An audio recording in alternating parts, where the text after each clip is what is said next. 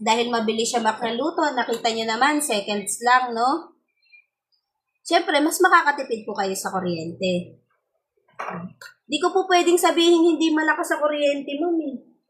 Kasi, 850 watts tapos sasabihin ko hindi malakas sa kuryente, di ba? Parang niloloko naman kita nun. Casey Mitch, thank you po sa pag-follow.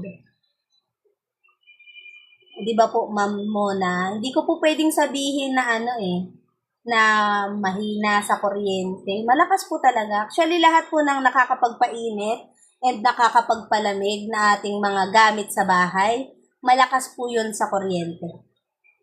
Okay? Pero, ang kagandahan nga po ni Raf, dahil seconds lang, luto na, syempre, mabilis kang matatapos magluto, ibig sabihin, mas makakatipid ka sa kuryente. Ayun lang po yun. So, malakas sa kuryente, yes po, 850 watts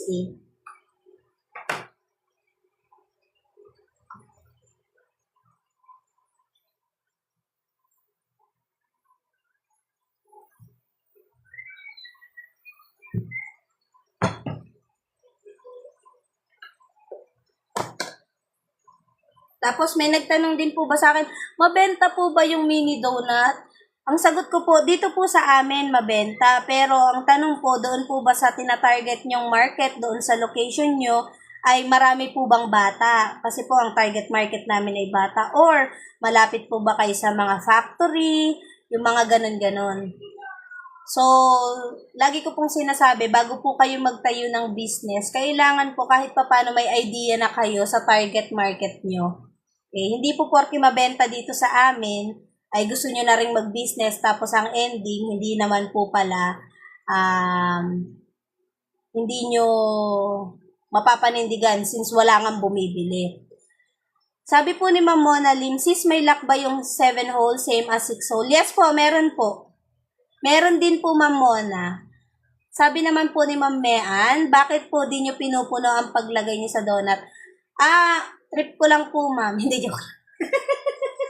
Hindi, Ma'am Mean, joke lang. Kaya po hindi ko pinupuno kasi po para makapag-demo po ako ng matagal sa inyo. Since, gusto nyo po kasi nakikitang nagluluto Gusto nyo yung actual. So, ayan po, dahil limited lang po yung ating butter na ginawa, hindi naman po pwedeng buong live ay gumagawa tayo, ay ito po, dinadahan-dahan ko po yung pagluluto. Okay. Mamaya, unpeace tayo ha. I love you. Sorry. Ayan. So, kaya 3 lang po yung ginagamit ko. Pero actually, pwede namang lahat. Okay? Sabi po ni Prime AAV, ni Ma'am or Sir Prime, meron kayong acrylic display? Meron, sir. Ang available ko ditong on hand is 3 by 36 by 16 by 26. Medium size.